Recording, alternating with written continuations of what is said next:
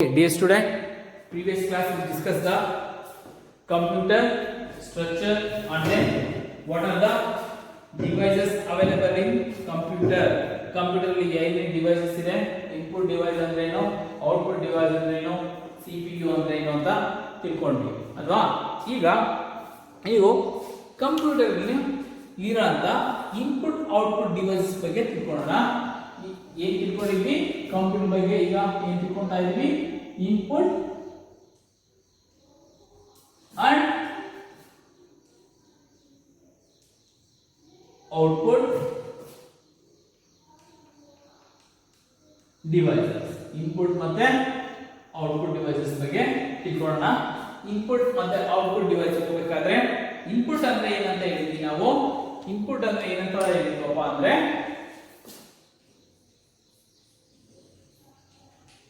Input ಅಂದ್ರೆ is used to insert the information into the computer. Computer ಗೆ information ಹಾಕೋದನ್ನ ನಾವು ಹೇಳ್ತೀವಿ ಇನ್ಪುಟ್ ಅಂತ ಕರಿತೀವಿ. Next input device. Input device ಅಂದ್ರೆ ಏನಪ್ಪಾ ಅಂದ್ರೆ, ಇನ್ಪುಟ್ ಡಿವೈಸ್ ಅಂದ್ರೆ the device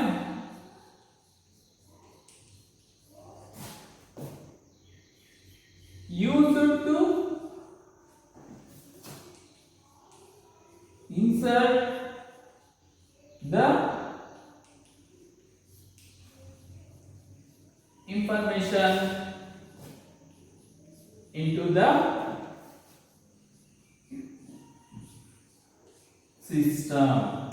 ಯಾವ ವಸ್ತುವನ್ನ ಬಳಸಿಕೊಂಡು ಇನ್ಫಾರ್ಮೇಶನ್ ಅನ್ನ ಅಥವಾ ಮಾಹಿತಿಯನ್ನ ಕಂಪ್ಯೂಟರ್ಗೆ ಹಾಕುತ್ತೇವೆ ಅಂತದನ್ನ ನಾವು ಎಂತ ಕರಿತೀವಿ, ಇನ್ಪುಟ್ ಡಿವೈಸ್ ಅಂತ ಕರಿತೀವಿ. ಈಗ ಇನ್ಪುಟ್ ಡಿವೈಸ್ ನ types, there are different types of input device. ಯಾವ ರೀತಿಯ ಇನ್ಪುಟ್ ಡಿವೈಸಸ್ ಇದೆ ಅಂತ ಡಿಸ್ಕಸ್ ಮಾಡೋಣ. ನಿಮ್ಗೆ ಆಲ್ರೆಡಿ ಗೊತ್ತಿದೆ ಇನ್ಪುಟ್ ಡೆಫಿನೇಷನ್. ಇನ್ನೊಂದ್ಸಲ ಹೇಳಿ. Input definition, input nothing but is a device used to insert the information. Next, go for the type of input device. Type of input device. Type of input device. There are different types of input device. They are used for different purposes. Such as ಮೊದಲನೇ keyboard, ಎರಡನೇದು Poynting device. ಯಾವುದಪ್ಪ Poynting device ಅಂದ್ರೆ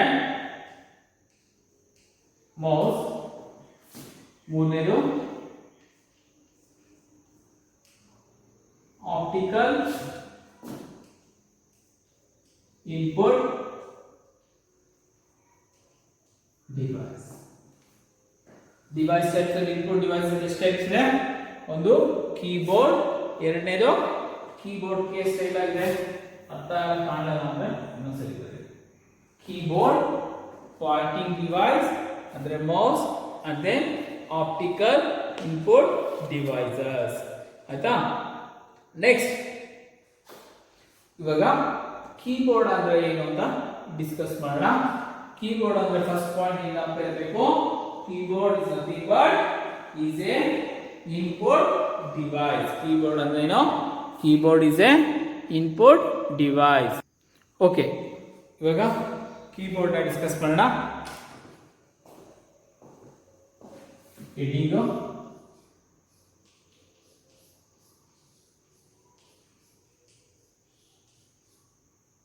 keyboard. Keyboard ಯಾವ ರೀತಿ ಇದೆ ಅಂತ ನೀವು already ನೋಡಿರ್ತೀರಾ. ಸುಮ್ಮನೆ ಒಂದು ರಫ್ ಆಗಿ ಬರೀತೀನಿ ನೋಡಿ.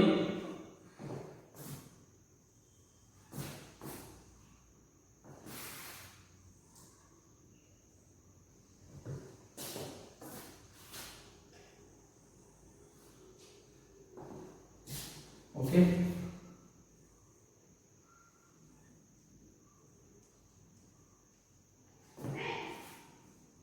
ಇಲ್ಲಿ F1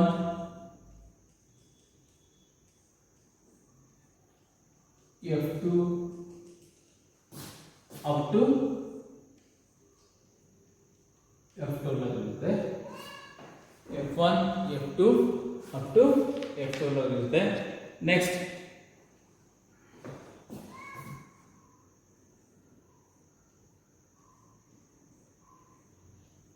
ಝೀರೋ 1 ಅಪ್ ಟು 9 0 ಇಂದ 9 ವರೆಗೂ ಇರುತ್ತೆ. ನೆಕ್ಸ್ಟ್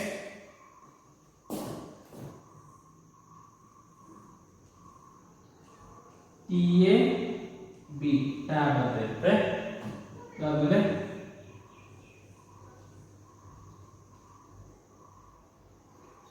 CAB ಕ್ಯಾಬ್ ಅಂತ ಇರುತ್ತೆ. ಎಂಟರ್ ಅಂತ ಇರುತ್ತೆ ಸಿಂಬಲ್, ಎಂಟರ್ ಸಿಂಬಲ್. ಅದಾದ್ಮೇಲೆ ಇಲ್ಲಿ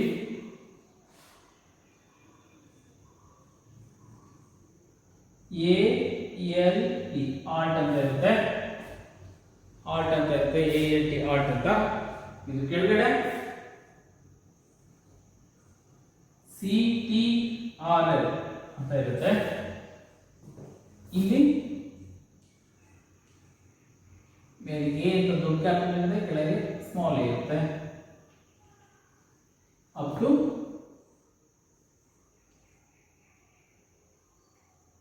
Z. ಓಕೆನಾ. ನೆಕ್ಸ್ಟ್ ಇದೊಂದು ಕೀ ಇರುತ್ತೆ. ಇದೇನು ಅಂತ ಹೇಳ್ತೀನಿ, ಸ್ಪೇಸ್ ಬಾರ್ ಅಂತ. ನೆಕ್ಸ್ಟ್ ಏನಕ್ಕೆ ಅಂತ ಹೇಳ್ತೀನಿ, ಹೀಗೆ ಆಲ್ಟ್ ಇರುತ್ತೆ. ಇಲ್ಲಿ ಇದರ ಒಂದು ಸಿಂಬಲ್ ಇರುತ್ತೆ. ಇದನ್ನ ಬ್ಯಾಕ್ ಸ್ಪೇಸ್ ಅಂತ ಕರಿತೀವಿ. ಬ್ಯಾಕ್ ಸ್ಪೇಸ್ ಅಂದ್ರೆ ಡಿಲೀಟ್ ಮಾಡೋದಕ್ಕೆ ಯೂಸ್ ಮಾಡ್ತೀವಿ. ನೆಕ್ಸ್ಟ್ ಇದೊಂದು ಸಿಂಬಲ್ ಇರುತ್ತೆ, ನ್ಯೂ ಲೈನ್ ಅಥವಾ ಸೆಮಿಕೋಲನ್ ಇರುತ್ತೆ. ಅದಾದ್ಮೇಲೆ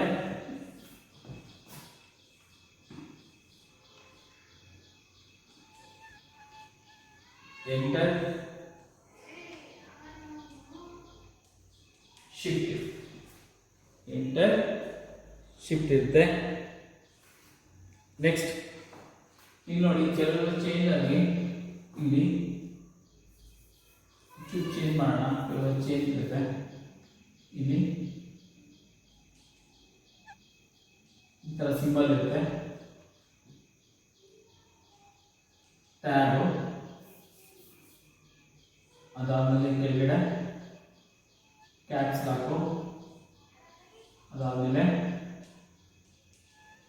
ಶಿಫ್ಟ್ ಇರುತ್ತೆ, ಇದು ಶಿಫ್ಟ್ ಇರುತ್ತೆ. ಇಷ್ಟು ಇಂಪಾರ್ಟೆಂಟ್ ಚೀಸ್.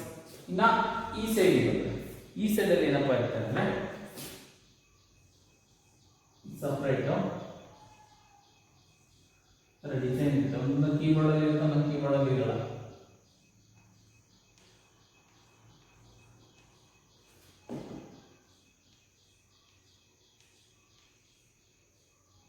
ಆಯ್ತಾ. ಏನೇನು ಕೀಸ್ ಅಂತ ಹೇಳ್ತೀನಿ. ನೆಕ್ಸ್ಟ್ ಹೋಮ್, ಆಮೇಲೆ page up, page down, DEL ಅಂದ್ರೆ ಡಿಲೀಟ್ ಅಂತ. Page up, page down, delete. Next ಇನ್ನು ಕೀ ಬರುತ್ತೆ. ಸ್ವಲ್ಪ ಜಾಗ ಸಾಕಾಗಲ್ಲ, ಅಡ್ಜಸ್ಟ್ ಮಾಡೋಣ. ಎಕ್ಸ್ಟೆಂಡ್ ಮಾಡಿ.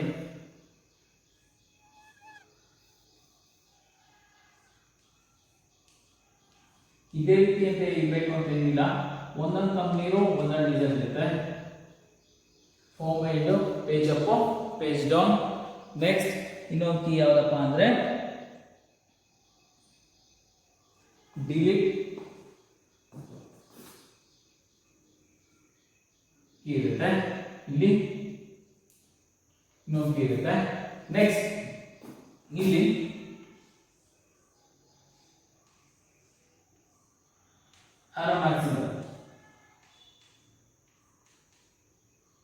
ಓಕೆನಾ? ಗೊತ್ತಾಗ್ತಿದ್ಯಾ? ಗೊತ್ತಾಗಿಲ್ಲ ಅಂದರೆ ಹೇಳಿ, ಇನ್ನೊಂದ್ಸಲಿ ಹೇಳ್ಕೊಡ್ತೀನಿ. ಓಕೆ, ಕಾಣ್ತಾ ಇದೆಯಾ? ಕಾಣ್ತಿಲ್ವಾ? ಹೋಮು, ಹಿಂಡು, ಪೇಜ್ ಅಪ್, ಪೇಜ್ ಡೌನು, ಆಮೇಲೆ ಇನ್ಸರ್ಟ್, ಡಿಲೀಟ್. ಇಷ್ಟ ಆಯಿತು.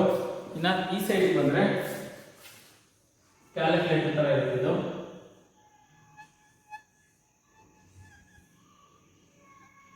0, 1 ಅಪ್ ಟು 9 ಇರುತ್ತೆ. ಇದ್ರ ಹತ್ರ ಕೆಲವು ಸಿಂಬಲ್ಸ್ ಇರುತ್ತೆ, ಪ್ಲಸ್ಸು ಮೈನಸ್ಸು ಎಲ್ಲ. ನೀವು ಕ್ಯಾಲ್ಕುಲೇಟರ್ ಯೂಸ್ ಮಾಡ್ಬೋದು. ಪ್ಲಸ್ಸು, ಮೈನಸ್ಸು, ಡಿವಿಷನ್ನು, ಇಂಟು, ಈ ಥರ ಒಂದು ಸಿಂಬಲ್ ಇರುತ್ತೆ. ಓಕೆನಾ? ರಫ್ ಆಗಿ ಇರುತ್ತೆ ಅಂತಿರಲ್ಲ, ಒಂದು ಸ್ವಲ್ಪ ಚೇಂಜಸ್ ಆಗುತ್ತೆ. ಒಂದೊಂದು ಕಂಪ್ನಿ ಕೀಬೋರ್ಡಲ್ಲಿ ಒಂದೊಂದು ರೀತಿಯ ಕೀಸು ಬರುತ್ತೆ. ನೆಕ್ಸ್ಟ್ ಇವಾಗ ಒಂದೊಂದು ಪಾಯಿಂಟ್ಸ್ ಹೇಳ್ತಾ ಹೋಗ್ತೀನಿ. ಫಸ್ಟು ಪಾಯಿಂಟ್ ಆಫ್ ಇಟ್ಕೊಳ್ಳಿ. ಕೀಬೋರ್ಡ್ ಅಂತ ಅಂತ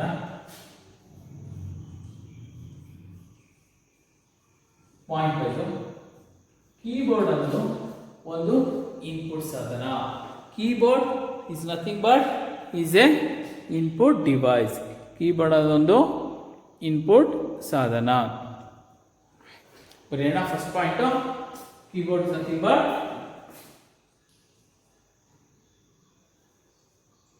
is a input device. Next part ಏನು ಬರ್ತೀರಾ? The keyboard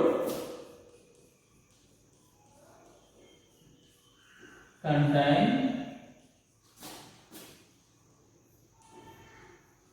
different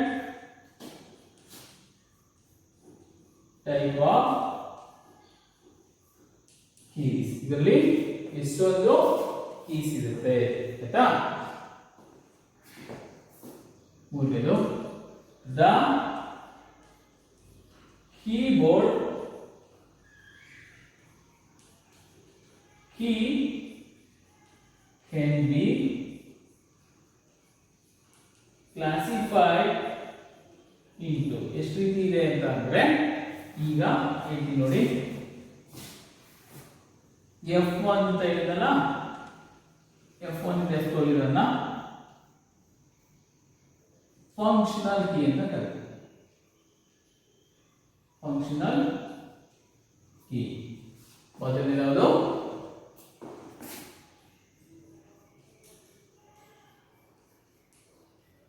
functional key ಆಯ್ತಾ? ನೆಕ್ಸ್ಟ್ ಈ 0 ಈಗ ಎ ಬಿ ಸಿ ಡಿ ಇದೆಲ್ಲ ಇದೆಯಲ್ಲ,